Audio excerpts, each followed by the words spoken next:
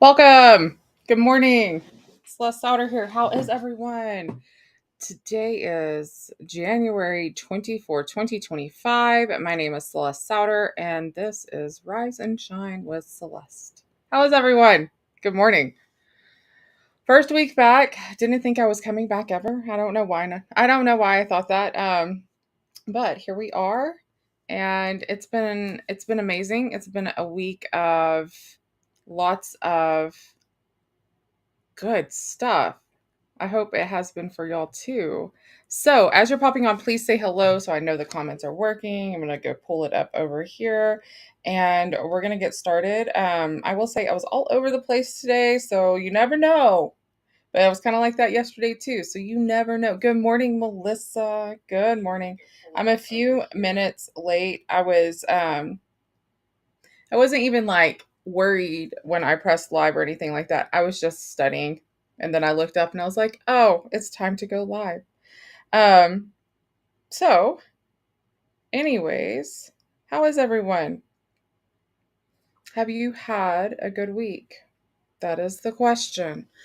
Um, it was, oh my gosh, yesterday. Wow, there was some, like it's still been a week, but good things are happening and life is still going, and that's the thing about life is it still goes, and it's still a little hard, right? Like, but it's been a decent week. Lots of breakthrough, and I'm pretty that y'all have had that too, that you know 2025 is good. Good morning, Sarah. Good morning. All right. I don't know why I adjust this every day. Like, I haven't touched it. You know what I do need to do though? And I noticed this. I need to clean it. But you don't think about it until you turn okay. I touched it and I shouldn't have. Hi. um oh well, it's fine. I've also noticed these are just things I noticed. So welcome to my world.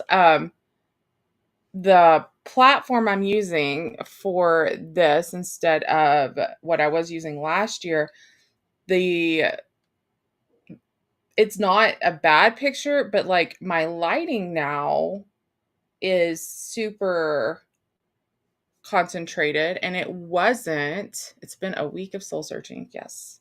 It wasn't on the other platform. Is that weird? I don't know. So, anyways, well, there's like a light mode. Oh, that's not it. That's not it. All right. Well, I don't know. Maybe I'll mess with some stuff later, and or probably not, Honestly, I'll probably forget about it as soon as I start praying, honestly. Cuz it's really not that big of a deal. It's really not. Um so, anyways, all right, let's get into it and see what God has for us this morning. I did take my pill this morning, so by the time I got done getting dressed and stuff, I was already kind of like I was already talking to him anyways as I was getting dressed. I've already oh gosh, what is it? Posted. I've already posted a reel, and it was my get ready with me this morning. A lot of good things are happening over here, and hard too. It's in that learning to push through the hard. So let's get into it. All right, Lord, thank you for this time. Thank you for these women and listeners, these men, they come on. I thank you for the breakthroughs that have happened and the breakthroughs to come. And I thank you for the strength to keep going, because, woof, if it was up to me, Lord, I would still be sleeping. And you know that. So, God, I invite your searching gaze into my heart, and I encourage others to start praying these words in Psalm 139. In verses 23 and 24, this is what it says. God, I invite your searching gaze into my heart. Examine me through and through. Find out everything that may be hidden within me and put me to the test. Sift through all my anxious cares. See if there's any path I'm walking on, and lead me back to your glorious everlasting ways. Um, I offer myself as a living sacrifice, and I encourage those who are watching to do the same. Your will, not mine, be done. Your will, not theirs or ours, be done. Your will, not mine, be done. Let me be like putty in your hands, where obedience, surrender, and submission are acts of worship done out of love, not out of religious obligation. In Jesus' name, amen. Good morning, Heather. Good morning. Good morning. How is everyone? I can't even get it out. It amazes me how much joy I get out of getting up at 4:30 in the morning. But I guarantee you, when I get up at 4:30, or I don't know if I have ever gotten up at 4:30 in the morning if I didn't have these lives. Um, but the joy that I have by getting up at 4:30 in the morning is like no other. And I'm not sure. I'm so sure. Okay, fine. It's in the sacrifice. It's in that sacrifice. It's in the sacrifice of getting up, in the preparation, and the momentum. It's in the sacrifice of sitting here and listening and discerning and um, utilizing the tools and the research methods that I find him. It's in the sacrifice of that. It's in the sacrifice of pressing live. And and the thing is, last year I really struggled with, like, I'm still feeling the fear. I'm still feeling the fear. And I still feel fear when I hit live. I don't. And it's not me. I recognized right before I stopped going live, I recognized that I had been using that as a crutch to make sure that you understood that I'm still human and this is a sacrifice, and if God's calling you to it, he'll see you through. And there's fruit in that too. There's fruit in that, but and it took almost 9 months of me just pressing live, saying that almost every day, for me to come out of this agreement with, oh, wait, he's calling me to this. I'm not supposed to have that spirit of fear. Like, there was no condemnation in the revelation of this. Okay, so I want y'all to hear that. And I had another revelation yesterday brought to me from a friend, like somebody I hold in high regard. And anyways, going back to last year, the revelation came after 9 months of pressing live, saying, oh, I'm still feeling fear. And I was, but wow, on the other side of that, yes, I quit going live for a little while, but here I am on the other side of that. We're going to call this season 2. And the fear's not there to press live. I don't have to work myself up. I don't have to swallow it. I don't even have those heart palpitations anymore. But it's not me necessarily. I'm not relying on myself to be fearless. I gave that to him. That's what we've been talking about all week. It's what we've been talking about all week. And it's a message he started in me quite a while ago about our sacrifices. Yeah, I walking this stuff out. I think some of my I pray that walking some of this stuff out, stepping into obedience, continuing to step into obedience. When I hear a word from him, I take it and I know it's him, and sometimes it takes a little while to sink in. And that's what he was showing me today, was discernment. Discerning the voice of God. See, that was the first book that I read after I had a real encounter with a real Jesus in a real way in 2018. And he showed himself to me in the way that he showed himself to me, that he was in a situation that I felt was absolutely I was just so mad. I was just really, really mad. I was mad at the situation. I was mad at him. I was still in that God, do I hear you? And then I was leaning on others, and not just that, like, I was relying on my own perception and all those things. And I was just so mad. And then I was also in the camp of, Well, if, you know, he could if he would, or he would if he could, or whatever. Like he would if he wanted to. Talking about God. And so, I wasn't taking into consideration that people make decisions. We all have willpower. Are y'all hearing me this morning? Am I just, do y'all hear me? Is this landing true for someone? In 2018, my daughter, my oldest daughter, was, I'm not going to call it kidnapping, but she was taken over state lines by her biological father in a way that was fear driven. And she was returned 2 days, 3 days later, but it was the next 2 weeks that Jesus like actually became real to me. And so my husband and I had already, and I've told this story before, but I just feel that it's time to tell it again. And if you've heard it before, great, stay. If you haven't, great, stay. Because there's something in it for you. It's just like if when you get into the word, if you allow the word to change you, there are verses that will stick out in one season and they will mean something completely different in the next. So if you've heard my story once, listen to it again because there might be something new. Okay? There might be something new in it for me. Okay? It's the way God works. 2018, we have this really scary weekend before this, and we're talking about discerning the voice of God, okay? So before this happened, Eric and I, well, and the girls had started attending a church. We had been kind of steeped in religion. Eric, especially, he had, grown up in it. And good morning.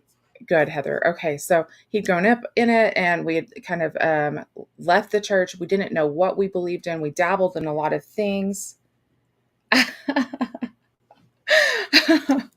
Oh my goodness, Gil. We had dabbled in a lot of things, and we just didn't know exactly what we believed in. But we had this moment, even 6 months before all of this happened, 6-8 months before all of this happened, and where I asked for a divorce, and I was completely and utterly just drunk. I was drunk. Eric was heartbroken. We didn't understand what was going on. I was heartbroken. Like there was just a lot of things. And in that moment, I was like, I can't do this anymore. And the Holy Spirit spoke through me.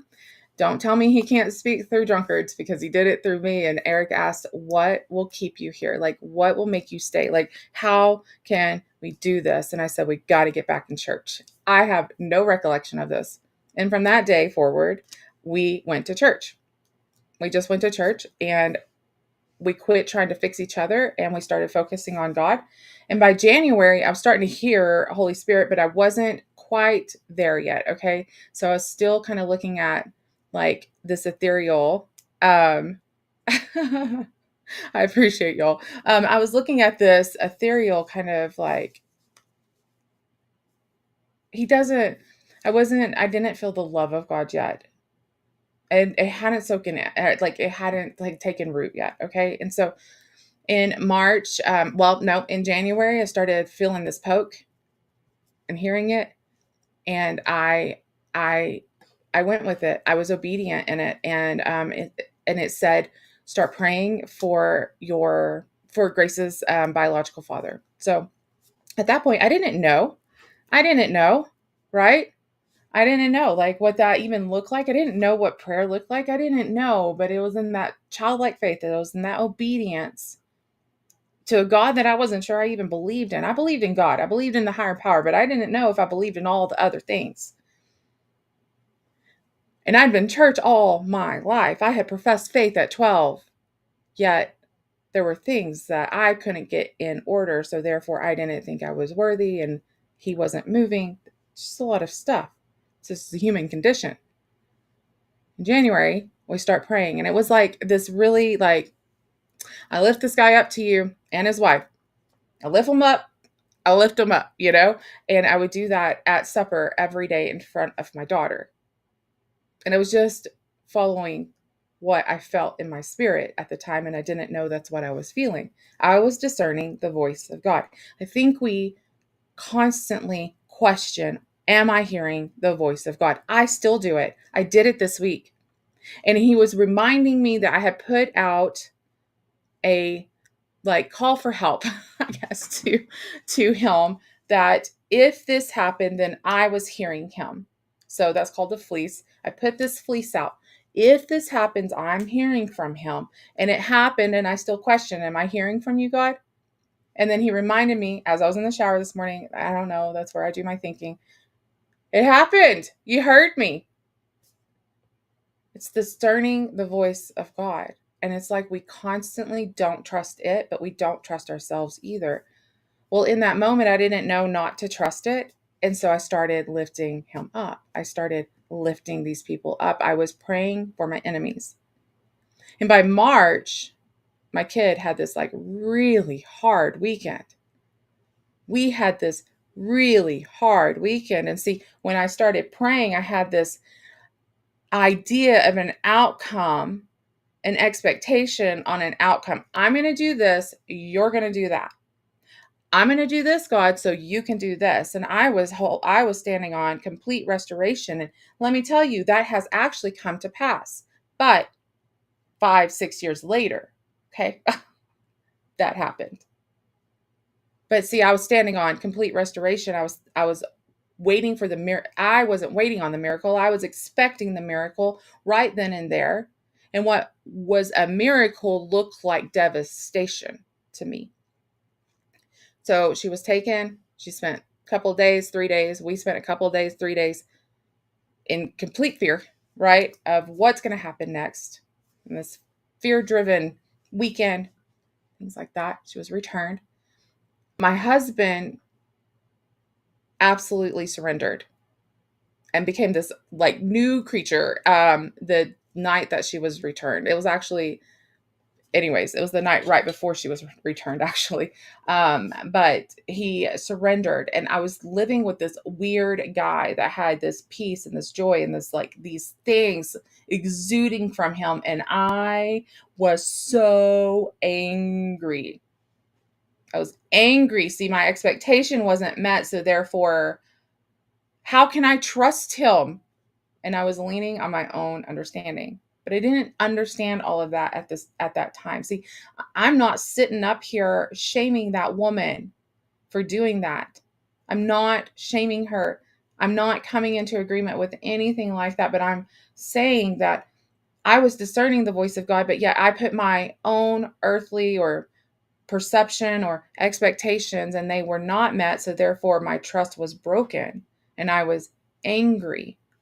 And what I didn't recognize was so much, there was so much more.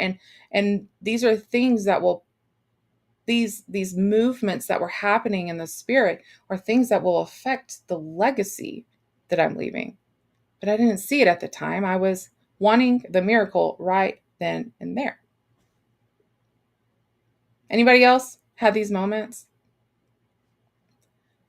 You're like, I trusted you. I did what you said, yet here we are. And God's like, wait, just wait, be still. We talked about that yesterday. Be still and know. And I'm telling you, discerning the voice of God. I heard the voice of God, yet then I questioned his intentions towards me because of my own perception. Okay? Discerning the voice of God. Yeah. Prayers, we stopped praying, he still hears. And that's true. So I'm living with this weird guy, and this weird guy is all of a sudden just absolutely ravenous to learn more about God. Okay.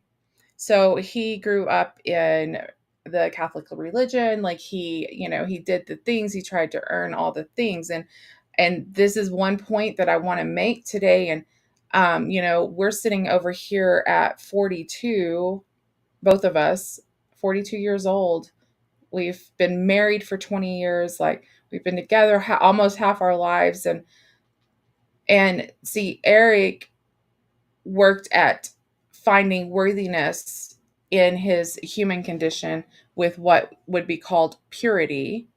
And I ran completely in the opposite direction because I didn't understand that I was worth the purity. I don't know how to explain that. We're going to talk about that. And there's and all of this does tie hand in hand with what like I'm talking about with this. So just stick with me. I discerned the voice of God. Eric heard the voice of God.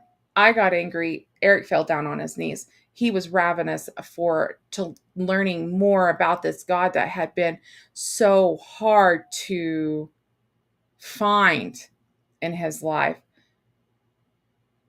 And I had always heard in the spirit, yet he was working for his, and I gave up on trying to work for mine. But then, anyways, I tried to find the worthiness before I stepped into it was a really weird conundrum. He starts watching YouTube and he's like, you have to see this. And so we started, I started watching with him, and it was reluctantly. I was a little, well, I was just mad. I was just mad at the world. I was mad at all of this stuff. I was dissociated. I don't even know if dissociated is the right word, but I was absolutely just out of control is what it was. I didn't have control and I didn't know what the outcome was. And I couldn't even put my expectations on the outcome. Okay. And so I felt out of control. I was angry. Here we are. We're sitting and watching these things, and we're watching about the Old Testament, and we're in all these things, these architects and these people and these really like in-depth documentaries about God and the Bible and being how it's being, proven. And see, this has come in and it's penetrating this mind and this heart that was told that the Bible was antiquated and that, believe in a higher power, but the Bible is antiquated, it's man-made, and it's just a rule book. And I was confused and I was angry, but I was sat there. And for 2 weeks, I sat there watching these films with Eric, and it started renewing my mind. It started breaking past that barrier of my mind. And I wasn't just, seeking Holy Spirit and spiritual things. I was seeking God and his story for us as humans, and his story for me. And all of a sudden I wake up one morning, I sit straight up in bed, and I had just had a vision dream. I don't know how else to describe it, but I had been sitting on Grace's grave, and it had been 2 weeks since she passed away. And it was so real. And in that moment, I knew he saved her from a very scary situation, or what could have been. I see it bigger now, but at that time, it was like saved her from her biological father, but that wasn't it. That wasn't it at all. It was the enemy, right? And I woke up from that. I'd been watching YouTube, and then all of a sudden it was like, well, I believe this now and I believe that. And there's things that were like lining up with this like Bible and the history and the science and the things that I didn't even think that I liked, like science, he was pursuing me with. And then all of a sudden I'm like, well, if that happened, this happened, I believe that. And I'm starting to believe like the Bible, like the actual Bible has, like, it's real and it's true. And I'm seeing between the lines, and he's, things are making sense, and I'm hearing in the spirit, but it's also being grounded in science and the word. And it was a really cool experience. And I'm like, oh, okay, well, if that, and then that, I'm like, well, then Jesus. Well, if this happened and I believe in that, and this happened and I believe in that, and I'm starting to put two and two together, I'm like, oh, then Jesus was real. Like, he's not this fictitious character, that he's actually real. He really lived. Because I hadn't done the studying. I hadn't done the studying. I was just relying on spiritual things because that's what I was seeking my entire life, was the spiritual matters, because I seek in sensory. And sensory to me is in my mind. And that's the way he made me. And so we were talking about these things that were lining up, right? There were these crutches that I've held onto in my life, and it's like discerning the voice of God. It's I've been holding onto these crutches to explain my humanness and why I do what I do, but yet why do I do what I do? I do it because he's made me that way. I do it because I was created to be that way. And in the pursuit of doing what I was created to do, then I get to learn who I am, who I was made to be. I get to learn who he is, and find myself in him in me. And see, it's a very personal pursuit. It's a very personal pursuit, but not in the way that I am trying to find self. I am trying to reconcile who I am in my mind, my heart, my being, to who he says I am. I've held on to crutches. I was angry because I didn't trust him, because I held on to this outcome, and I was trying to manipulate the outcome in my head, or trying to control it. And because he didn't meet that, then I found him untrusting, so I didn't fully believe. And then he's like, "But let me show you." And in the last few years, it's been that, like, it's been this one thing after another where I've discerned his voice, and there might be an expectation on it, or I hold on to a crutch to make this statement to the world of still human, still messy. And I am.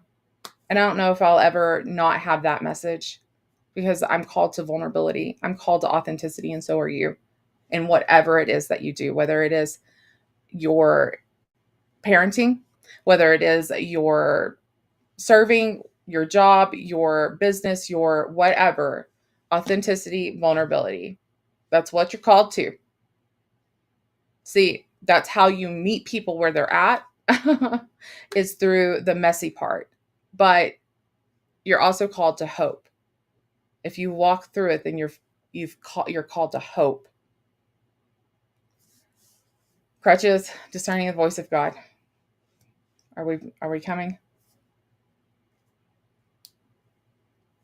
Heather says, I've been angry since Wednesday because of a situation, and I just now see where I was trying to get him to do my will. Yeah, well, and here's the thing. There's no shame in it. See, God's not shame either. We've built on all of these principles and these stories and these things that God keeps showing me, and we've all done it, and the Holy Spirit's moving in your life just as much as he's moving in mine. And I can guarantee you that God has talked to you just as much as he talks to me. And it might sound like I hear him all the time and I am just so close to the Father and you are so far away, but I'm not. I'm not any closer to the Father than you can be. And I struggle with things too. Crutches. I was holding on to that expectation of grace, and it kept me in a state of bondage from experiencing true freedom. And there have been gradual things that have come to light since 2018. Y'all, we're talking 7 years now, okay? 7 years of walking with the Lord. And yeah, there's seasons of peace and joy, moments probably. I'm starting to get some seasons there. Moments of peace and joy. There's moments of growth, and there's seasons of heartache and hard and valleys. There's all of those things, yet then there's the human condition that I have been using as a crutch. Last season, if we want to call it that, last year, 2024, as I was going live, it was fear. And I used it as a crutch. And it was pointed out to me recently through several different people that, I think I've been, well, I don't think, I know I've been using ADHD as a crutch. But see, the thing is he made me this way. It's not a crutch. It's not a crutch. And it's not an excuse. Well, I don't know. It's funny sometimes. I was just like yesterday, server down. It's not an excuse for whatever, but it is a way that I have been explaining how I'm starting to learn to love myself. Because, see, in recognizing where ADHD is so intricately woven in me, because that is how I was made. And it doesn't mean that my mind is broken. It's actually being made sound through this, because I can actually, um, with ADHD, that realization and working through some issues and the emotional intelligence that comes along with working through the issues and giving yourself compassion, I can pinpoint, oh, this is the ADHD, and I can find an accommodation. But there are times that people take it as that I am using it as a crutch, and maybe I have been. I've been using it as an excuse of my human condition, and maybe there are limitations in that. But see, he puts people in our paths that can help with those limitations. It's that, do we trust it? Do we trust it?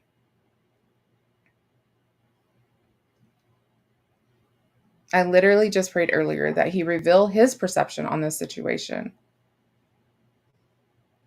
Well, I hope he has. Heather, you're like, yes, I haven't hope. I know you. I hope he has. It's not I hope. He has given you revelation, but it's him. Y'all remember that. If you've gotten revelation in this, it's him through me, through my story, through my words. What I am responsible for is not the revelation. It is the obedience and walking out what he's called me to. And it's not even in this obligatory obedience. Like, this is an obligation. This is I choose to worship him the way he's told me that this is my worship, my creative worship. Others, he's given the ability to paint beautiful pictures. And in others, he's given the ability to teach. And I'm not saying I don't teach either. Others, he's given the ability to lead a church, pastor a church. What is your worship? And I'm not saying it has to be straight up ministry, like what we look at as ministry. This right here, this is still pretty new ministry. All right, like let's talk about it. And then there's been this whole movement of worshiping ministry, not worshiping God through ministry. You self-sacrifice for ministry. And God's like, where am I? Hello, hello, hello. Been there, done that. I'm not even gonna call this a ministry. It's not nonprofit. Like, this is me doing my thing. What he's called me to, and I get to help others through a lot of things. And by learning to tell my own story, I get to teach others how to tell theirs. And testimony is, it's a big deal, y'all. It's how he reaches people. Creative worship that brings joy. Discerning the voice of God. You might have discerned him, but did you put an expectation on the outcome? Did you start doing the things he told you to do? Yet then there it was. Like, you're like, did I hear you correctly? Because that happened this week. Or you didn't do what I thought you were going to do, so therefore I can't trust you.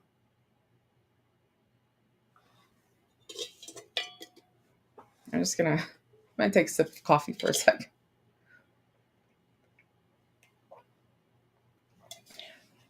I want to wrap this up with just a perspective shift that I had this morning about, I really think that it has to do with discerning the voice of God, putting your expectations and trying to manipulate the situation into what you thought the outcome should be. And he's like, hold on, just wait. Hold on, just wait. And life is pretty organic. It's not very, if you ask me, there's not a lot of logical organization going on when it comes to life. I think we like to compartmentalize. It helps like keep things in order. But I will tell you too, for someone with ADHD, which is a superpower. I think in big pictures, and then I'm like, have to find somebody else to put in they have to put the structure in for me. And it works and it's beautiful. Um, and it's collaborative. We were never meant to do it alone, not without him and not without each other. It's very beautiful and organic and free flowing, and it doesn't look like what you think it should. So, when you find yourself clinging to that outcome of what you think it should look like, just know that you are preparing yourself for disappointment, because it's just like anything else, putting the so much emphasis on the future. Anybody else do that? Like where you take and you are just you're having the whole conversation in your head to prepare yourself for that, and that conversation never happens. Or whatever. You think by preparing for the worst or the best or whatever that you're prepared to live that situation out, but now you've just taken up space in your head, lived one situation out, and in the the physical world lived another one. It doesn't happen. It doesn't happen that way. Let go of the outcome and live in the moment. Bible says that a lot. Walk through life, be obedient in the moment, and experience the joy in the moment.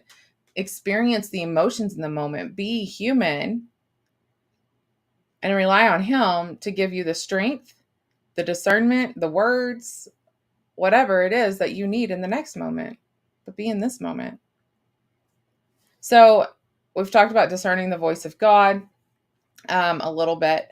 And maybe I think that might be our next, I'm pretty sure that's going to be our next study, is like, what does the word say about discerning the voice of God? And how do we get past the struggle of discerning truth and his word amid past gaslighting, judgment, and the echoes that challenge many of us facing um, our own minds? It's that battle of the mind. And how do we how do how do we discern the voice of God when we're battling the mind? Well, let's talk about it. So I think that might be our next study. And I think that this is going to be a really great one for me too, because of the stories I tell about the ADHD.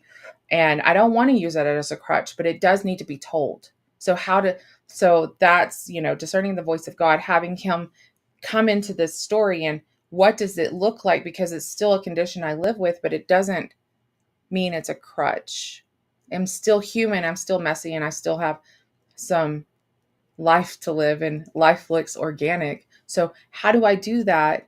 Discerning the voice of God and also still talking about the human condition, because see, that's how we get to others, but there's hope, right? So let's talk about that.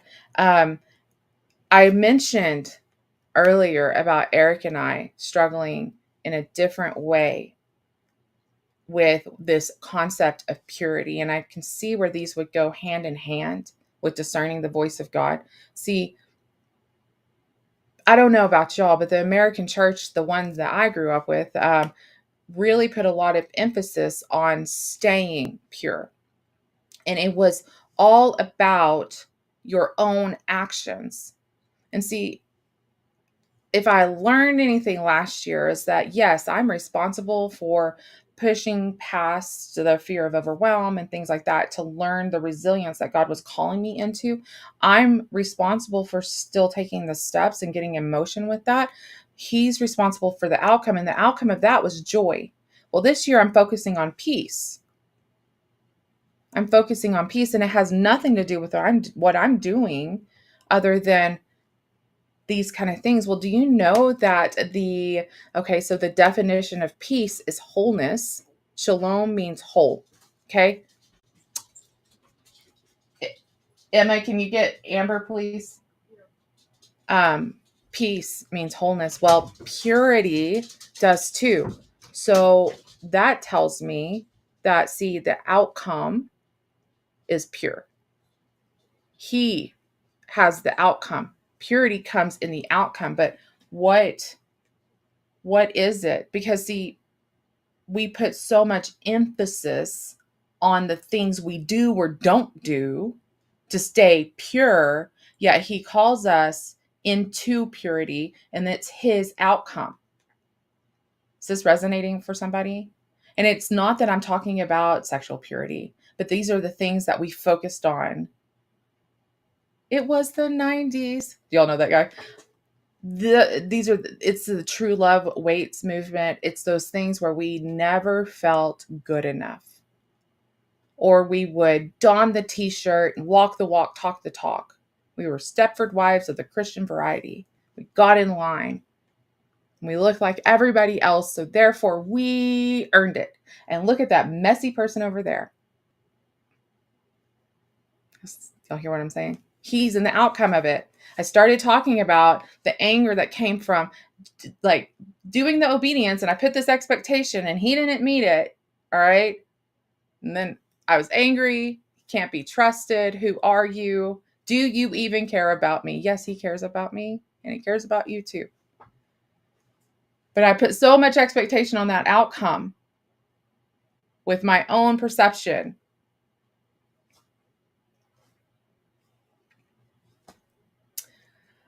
So let's do it. Y'all ready? Let's do that. Let's talk about discerning the voice of God, just listening, letting go of the expectations that come with the doing.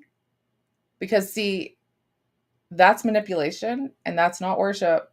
That's not the love, right? And we're not even, there are times, and I want to encourage someone today that it is not up to you to be perfect in the obedience. It is really just opening up to experience the love. And those things will come. And when you stumble, when you sit down, when you feel the human condition, you're not unloved in that moment. You are still loved. He loves without the condition. So let's look at it. We're not looking at how to stay pure. We're not looking at how to earn love. We're not looking at how to stay in peace. We are looking at those heart postures, that pure worship, the things we can surrender, our 5 barley loaves and 2 fish, our dumpster, we can surrender our dumpster and all those nasty identities we thought that were ours. Like, we could, those are the things. And then like, let's move over into, what is he saying? How do we discern that? How do we share it in a way that helps others and doesn't give the excuse of the human condition, but God? And instead of thinking we are in charge of staying pure, peaceful, whole, perfect, instead of pursuing the perfectness of it, why don't we start learning how to pursue the one that perfects us? The one that give me a clean, what does it say?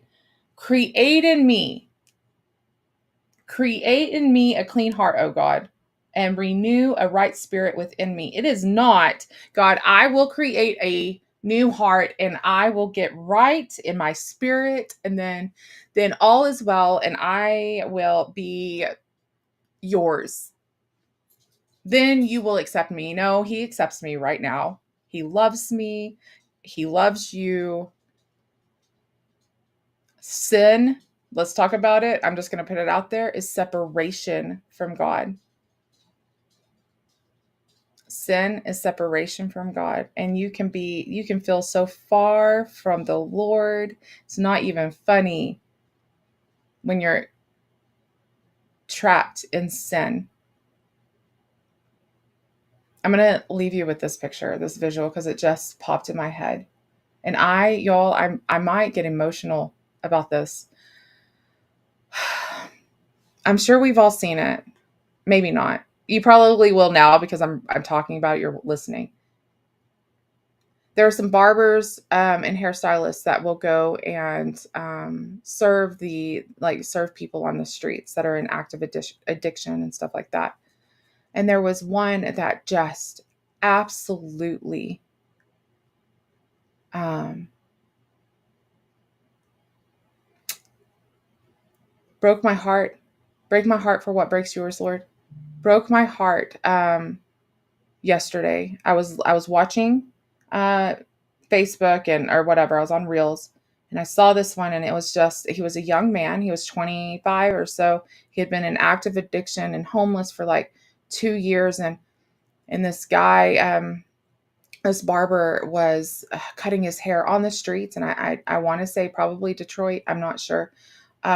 Snow on the ground. He had socks on, but he was wearing, like Crocs. So his feet weren't protected. He had like wind pants on that were very, very dirty, and he just he couldn't even keep his head up. He couldn't even keep his head up, and you can just feel through the screen the love that barber was just showing this man in this moment, um, this young man in this moment, and I just felt the love of the father for this man in active addiction, and I wasn't the only one. The comments were like, "That's somebody's little boy," and somebody even said, and this is where the tears came, was like.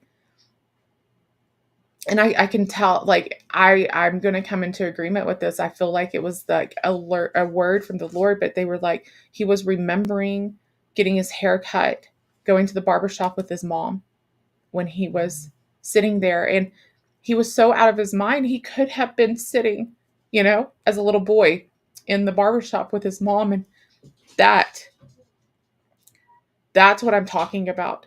That God will meet us where we're at.